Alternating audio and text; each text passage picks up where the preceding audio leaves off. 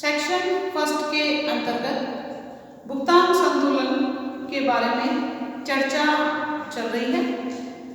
पिछली क्लास में भुगतान संतुलन की संरचना के बारे में अध्ययन किया कि भुगतान संतुलन के अंतर्गत या भुगतान संतुलन में क्या क्या शामिल होता है। इसके अंतर्गत बात की थी चालू खाता, पूंजी खाता, दो खाते होते हैं। चालू खाते में वस्तुओं और सेवाओं का आयात निर्यात, उपहार के रूप में जो भी पैसा या गिफ्ट के रूप में जो चीजें प्राप्त होती है उन सभी चीजों के बारे में। पूंजी खाते की बात करते हैं तो पूंजी खाते में जो प्राइवेट जो कि निजी चीज क्षेत्र कहलाता है उस निजी खातों का शेष भुगतान, अंतरराष्ट्रीय मुद्रा संस्थाओं से संबद्ध भुगतान एवं प्राप्तियां भुगतान जो होता है वो देनदारी में और प्राप्तियां लेनदारी के अंदर शामिल की जाती है। इसके अलावा स्वर्ण का हस्तांतरण और सरकारी खातों का शेष भुगतान, इन सभी चीजों के बारे में विस्तृत रूप से चर्चा की और भुगतान संतुलन की संरचना के बारे में हमने विस्तृत रूप से जानकारी प्राप्त की। आज बात करेंगे भुगतान संतुलन में ऐसा में कि जब भुगतान संतुलन में प्राप्तियां और भुगतान में अंतर हो जाता है तो वो आपका भुगतान संतुलन में ऐसा में उत्पन्न हो जाता है। या तो निर्यात ज्यादा आयात कम होंगे या आयात ज्यादा और निर्यात कम होंगे। कहने का मतलब निर्यात ज्यादा और आयात कम होंगे, हम ले ज्यादा रहे हैं और दे कम रहे हैं तो हमारा भुगतान संतुलन आधिक्य का होता है। इसके अलावा हम जो है दे ज्यादा रहे हैं और ले कम रहे हैं तो वो घाटे का भुगतान संतुलन कहलाता है। तो इस प्रकार जब ऐसी स्थिति उत्पन्न हो जाती है तो वो आपकी असाम्य के अंतर्गत आती है। देखने पर तो भुगतान संतुलन सदैव संतुलन में नजर आता है कि भुगतान संतुलन में सदैव संतुलित रहता है, ये चीज नजर आती है। लेकिन इसके अंतर्गत चालू खाते के अंतर्गत जो वस्तुओं और सेवाओं का आयात निर्यात होता है उन आयात निर्यात के कारण ही प्राप्तियों और भुगतान में अंतर पाया जाता है। तो भुगतान संतुलन में असाम्य के बारे में चर्चा करेंगे। हेडिंग डालिए आप लोग, क्वेश्चन आता है, इंपॉर्टेंट है। भुगतान संतुलन में असाम्य।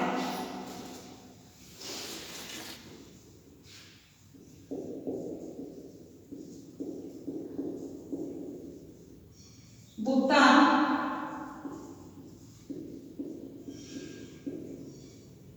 संतुलन में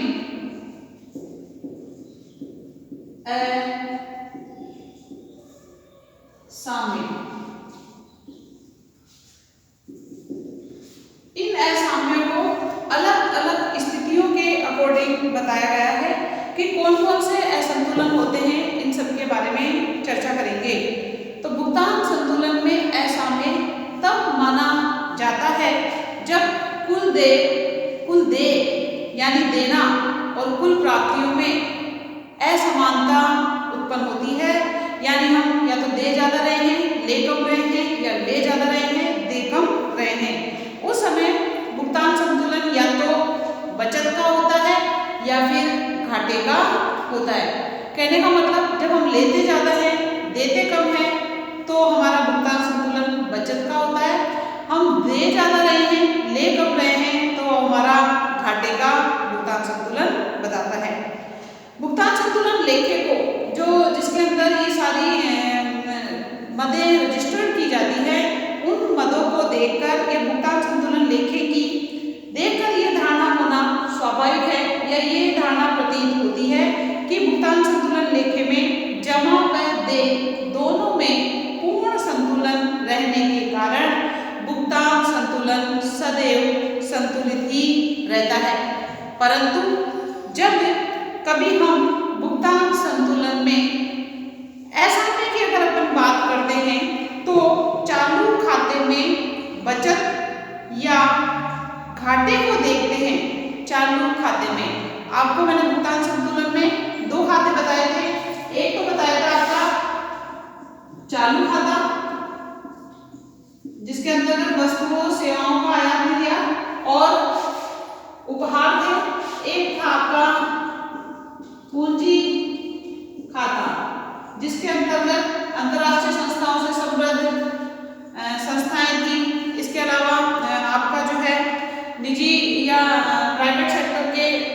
के अंतर्गत स्वर्ण का हस्तांतरण था, ये सारी चीजें पूंजीगत खाते में आती है। तो यहाँ पर अगर भुगतान संतुलन में असाम्य की अगर हम बात करते हैं तो भुगतान संतुलन का जो खाता होता है, कौन सा खाता? चालू खाता। इस चालू खाते की बाकी देश की बाहरी प्राप्तियां व देय राशियों के अंतर को व्यक्त करती है। यानी हम वस्तुओं और सेवाओं का और उपहार के रूप में कितना प्राप्त कर रहे हैं और कितना दे रहे हैं। तो यहाँ पर आपका जो है प्राप्तियां व देनदारी का अंतर ही, प्राप्तियां व देनदारी का अंतर ही, या जिसको अपन भुगतान बोलते हैं। इधर आप भुगतान कर लो क्योंकि अगर आप इधर प्राप्तियां कर रहे हो और अगर देनदारी कर रहे हो तो आप इधर लेनदारी कर लो, इधर आप लेनदारी कर लो। इन दोनों में अंतर होगा तभी भुगतान संतुलन में असाम्य की स्थिति नजर आती है। इस प्रकार भुगतान संतुलन के असाम्य की अगर अपन बात करते हैं तो भुगतान संतुलन के असाम्य को मुख्य रूप से 5 श्रेणियों में बांटा गया है, जिसके अंदर आपको ये बताया जाएगा कि कौन कौन से भुगतान संतुलन के असाम्य हैं। इसके अंदर सबसे पहला जो असाम्य के बारे में चर्चा करेंगे वो है आपका चक्रीय असंतुलन। फर्स्ट डालिए चक्रीय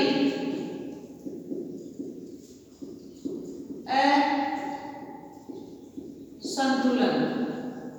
फर्स्ट प्रकार का जो असंतुलन होगा वो चक्रीय असंतुलन होगा। सेकंड जिसके बारे में चर्चा की जाएगी वो होगा चिरकालिक। चिरकालिक, चिर का मतलब क्या होता है? लंबे समय तक।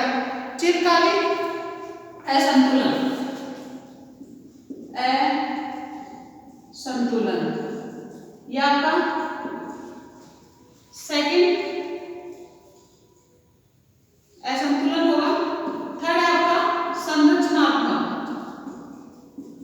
संरचनात्मक असंतुलन,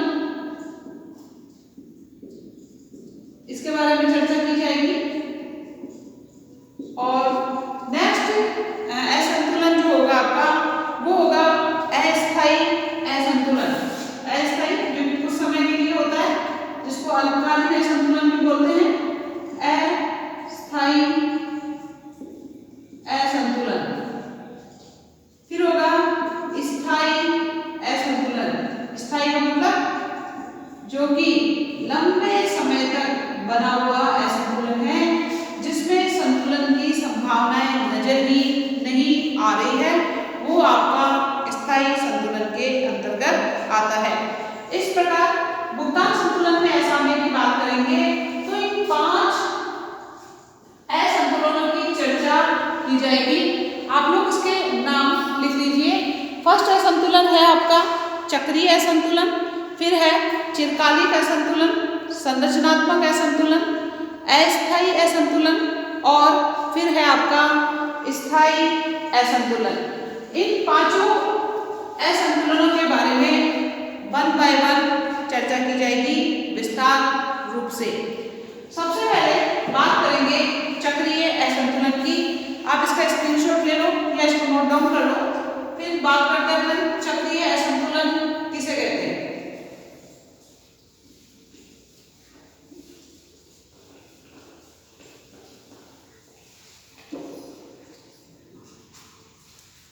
फर्स्ट डालिए चक्रीय असंतुलन। अब देखो नाम से ही स्पष्ट है, चक्रीय, चक्र के रूप में, यानी चक्र देखो कैसे गोल गोल घूमता है। उसी प्रकार यहाँ पर भी जो असंतुलन होगा, जब देश समृद्धि काल में होता है, जब देश मंदी की स्थिति में होता है, तो मंदी की स्थिति में तो उसके निर्यात ज्यादा होंगे, और जब तेजी की स्थिति आएगी उस समय समृद्धि काल होगा, उस समय हम आयात ज्यादा मात्रा में करेंगे, तो हमारा देश का जो आयातों की मात्रा है वो बढ़ जाएगी और निर्यातों की मात्रा या तो स्थिर रहती है या कम हो जाती है, तो वो असंतुलन। इस प्रकार मंदी काल में और समृद्धि काल में दोनों में असंतुलन जो अप डाउन कहने का मतलब चक्र रूप में होता रहता है, इसलिए इसे चक्रीय असंतुलन कहते हैं। इसके बारे में देखिए, भुगतान संतुलन में चक्रीय असंतुलन की जो स्थिति उत्पन्न होती है वो किस कारण होती है? व्यापार चक्रों में उतार चढ़ाव के कारण, जो कि मैंने आपको अभी बताया कि जब एक देश में समृद्धि काल होगा तो आयात ज्यादा होंगे, निर्यात कम होंगे या निर्यात स्थिर होंगे। इसके विपरीत जब एक देश में मंदी की स्थिति होगी तो निर्यात ज्यादा होंगे, आयात कम होंगे। इस प्रकार यहाँ पर जो चक्रीय असंतुलन उत्पन्न हो रहा है वो चक्रीय असंतुलन उत्पन्न किसके कारण हो रहा है? व्यापार में तेजी और मंदी के कारण। इस प्रकार अगर व्यापार में तेजी और मंदी की, अर्थव्यवस्था में तेजी और मंदी की स्थिति आती है तो वो व्यापार चक्र में उतार चढ़ाव कहलाते हैं। हम जानते हैं कि किसी भी देश की अगर अपन बात करते हैं तो आय एवं उत्पादन की वृद्धि दर एक समान नहीं रहती है। क्या कभी भी कोई देश है या कोई देश का जो उत्पादन की बात करते हैं अपन या जीडीपी की बात करते हैं तो क्या वो सदैव स्थिर रहती है? नहीं रहती है, उसमें अप डाउन की संभावना होती रहती है। जिस समय उत्पादन ज्यादा मात्रा में होता है, प्राकृतिक रूप से या प्राकृतिक कारणों से फसलें अच्छी हो जाती है, उस समय हमारी जीडीपी बढ़ जाती है, यानी उत्पादन बढ़ेगा, और उत्पादन बढ़ेगा तो आय भी बढ़ती है। कई बार अकाल बढ़ जाता है, सूखा बढ़ जाता है, या कोई जो है प्राकृतिक या कृत्रिम आपदा आ जाती है। जैसे अभी की अपन बात करते हैं, कोरोना महामारी आई है तो इससे देश की अर्थव्यवस्था की जीडीपी माइनस में चली गई है, तो यहाँ पर जीडीपी जो कि प्लस में चल रही थी वो भी माइनस में चल रही है। तो इस प्रकार किसी भी देश की अर्थव्यवस्था में उत्पादन की बात करो चाहे आप आय की बात करो, कभी भी एक समान नहीं रहती है। दीर्घकालीन दृष्टि से देखें, दीर्घकालीन मतलब लंबे समय की अगर अपन बात करते हैं तो आय में अनेक अल्पकालीन स्फीतियां एवं मंदियां दिखाई देती है। कुछ समय के लिए तेजी की स्थिति आ जाती है, कुछ समय के लिए मंदी की स्थिति आ जाती है। वापस अर्थव्यवस्था में इस प्रकार के उपाय अपनाए जाते हैं जिससे देश की अर्थव्यवस्था में स्थिरता, यानी कि जो तेजी और मंदी की स्थिति है उसको नियंत्रण करके कीमतों में स्थिरता लाने का प्रयास किया जाता है। तो दीर्घकालीन दृष्टि से देखें तो आय में समानता या समान रहती है, लेकिन अल्पकालीन स्थितियां या मंदी की स्थितियां आती रहती है जो कि अल्पकाल के लिए होती है। इन स्थिति एवं मंदी की स्थितियों के कारण भुगतान संतुलन में चक्रीय असंतुलन उत्पन्न होते हैं। जो तेजी और मंदी की स्थिति आती है उस तेजी और मंदी की स्थिति के कारण ही निर्यात और आयातों की मात्रा बढ़ जाती है या घट जाती है, जिससे भुगतान असंतुलन में चक्रीय असंतुलन उत्पन्न हो जाता है। इसको आपको एक डायग्राम के द्वारा और उदाहरण के द्वारा बताया जाएगा जिससे आपको और ज्यादा स्पष्ट हो जाएगा। इसके अंतर्गत देखो, दो देश लेंगे अपन, दो देश में ए देश और बी देश, दोनों ही देश लेंगे। यहाँ पर जो बी देश होगा उस बी देश की आय को कैसा माना है? स्थिर माना है। बी देश की आय को स्थिर माना है, और जो आय प्राप्त होगी उससे आय अगर स्थिर होगी तो हमारे आयात भी कैसे होंगे? स्थिर ही होंगे, क्योंकि जितने आपके पास पैसा होगा उतना ही तो आप दूसरों से वस्तु मंगाओगे। तो इसके अंतर्गत चित्र बनाइए। सबसे पहले यहाँ पर दो देश लेंगे, बनाओ आप भी साथ साथ। ये x हो गया आपका, ये 0 हो गया आपका, और ये yx हो गया। ये दो चीजें आप शुरू से पढ़ते आ रहे हो। x नीचे का होता है, yx ऊपर का होता है। यहाँ पर समय शो करेंगे, क्या? टाइम जिसकी बात करते हैं। और जो yx है, yx पर हम आय एवं आयात, आय एवं आयात, और आयात भी किसमें?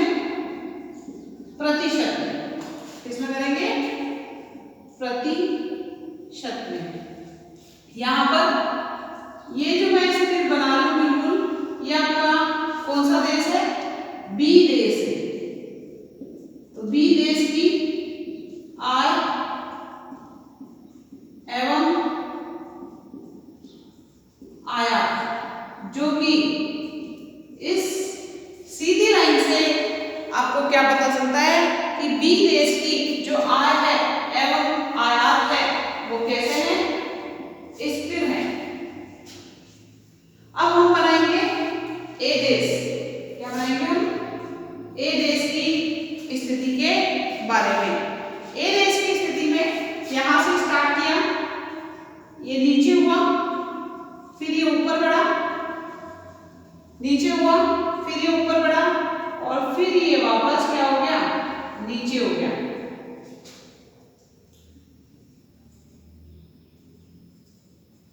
ऐसे बनाओ। ये आपका ए देश जो है, इस ए देश की आय एवं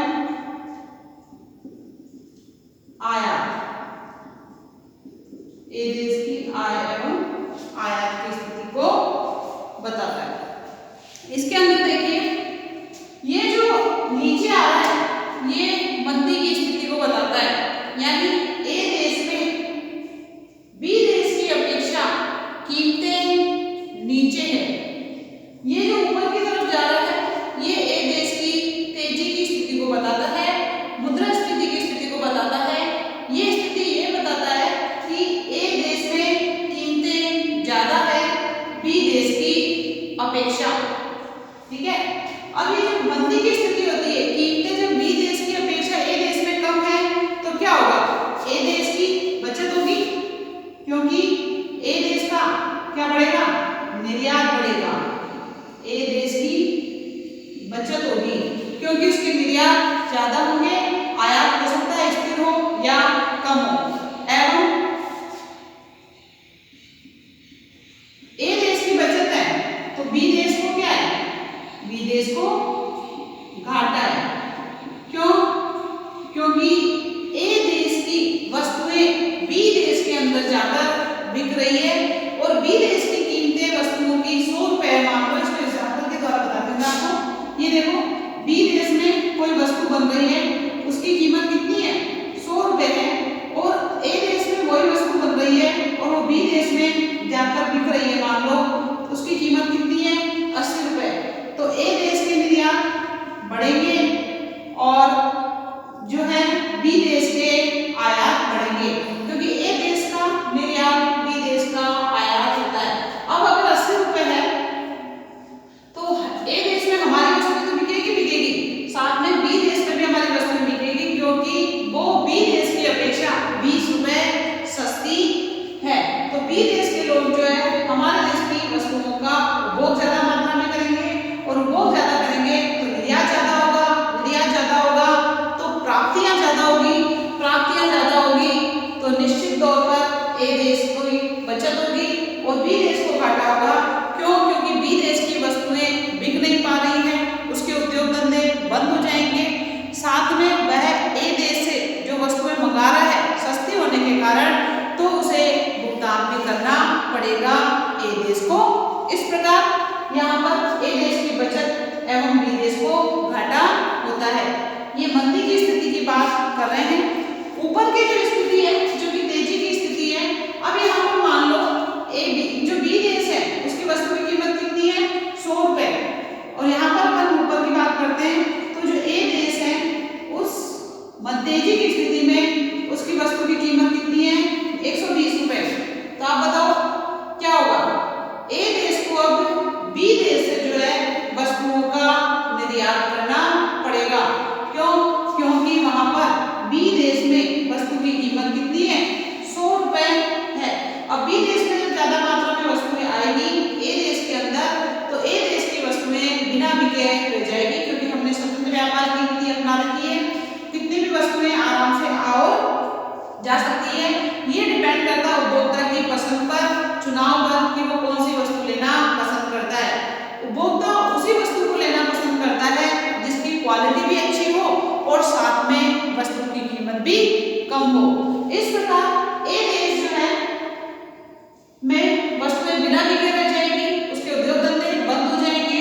इस प्रकार बी देश का तो हो जाएगा बचत और ए देश का हो जाएगा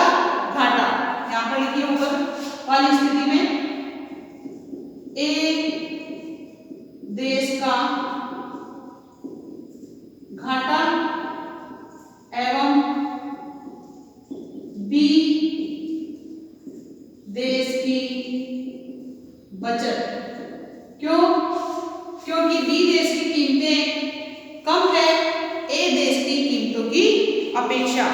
इस प्रकार आपका ये चित्र कंप्लीट होता है। मंदी की स्थिति में ए देश की भुगतान संतुलन अनुकूल होता है, तेजी की स्थिति में ए देश का भुगतान संतुलन प्रतिकूल होता है। इस चित्र को आप बना लीजिए।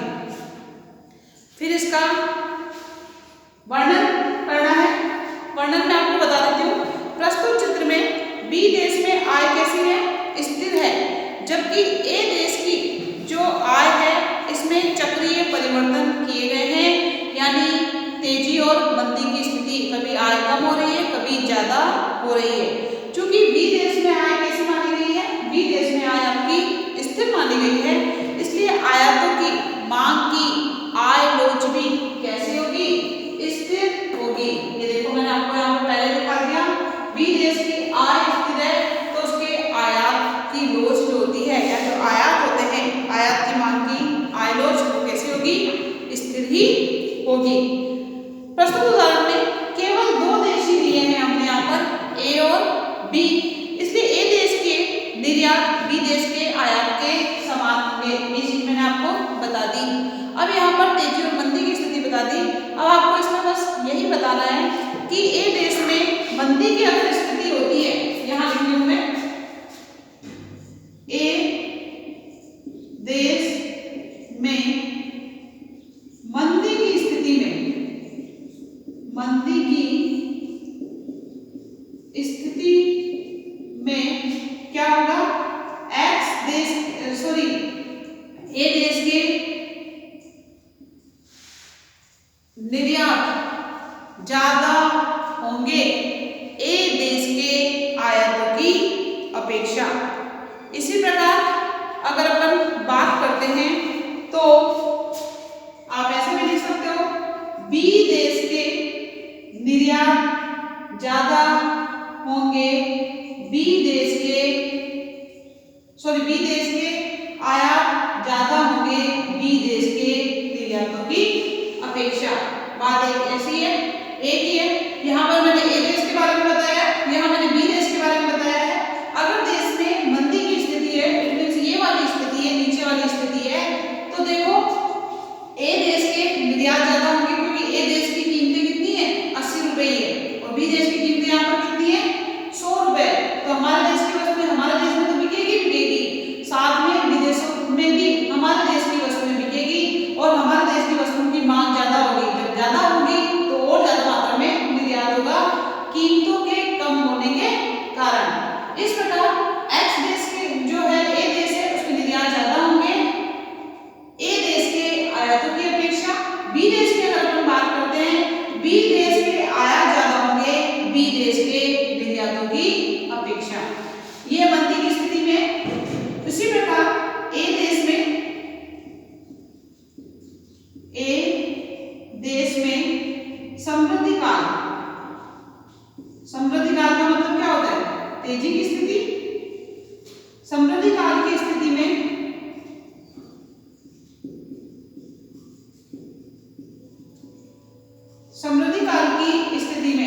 समृद्धि काल का मतलब हमारे देश की आय लगातार बढ़ती जा रही है, बढ़ती जा रही है, तभी तो हम ऊपर पहुंचे हैं।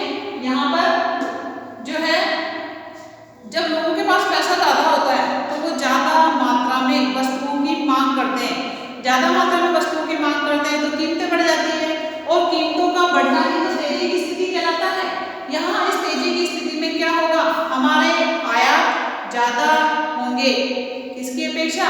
निर्यातों की अपेक्षा, क्योंकि हमारे देश की आय ज्यादा है। तो यहाँ पर आयात ज्यादा होंगे, MA is greater than XA। सही है, हमारे देश के आयात ज्यादा होंगे निर्यातों की अपेक्षा। अगर हम बी देश की बात करते हैं तो बी देश के देखो निर्यात ज्यादा होंगे आयातों की अपेक्षा। ए देश में समृद्धि काल की स्थिति में आप दोनों देशों की, चाहे इसकी बात कर सकते हो, इसकी बता सकते हो, दोनों की बता सकते हो।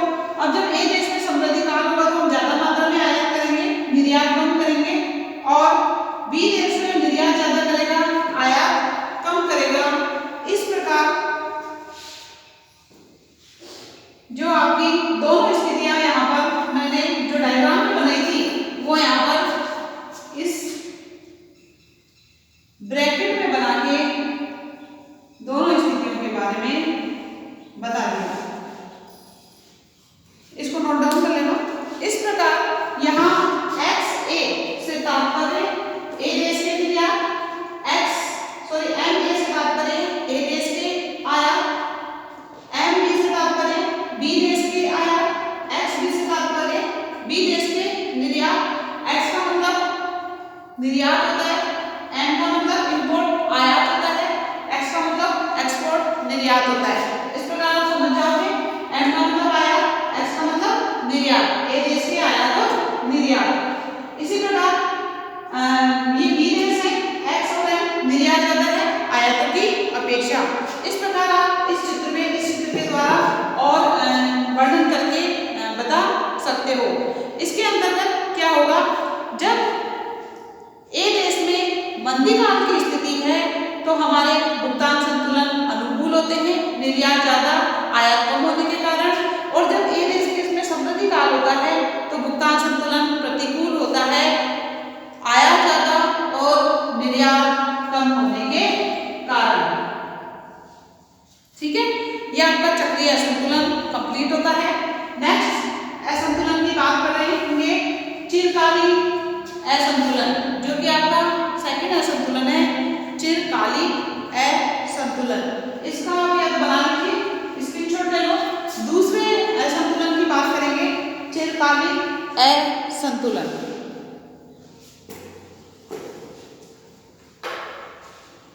चिरकालिक असंतुलन लंबे समय का जो असंतुलन होता है वो चिरकालिक असंतुलन के अंतर्गत आता है। जब अर्थव्यवस्था विकास के एक चरण से दूसरे चरण में प्रवेश करती है।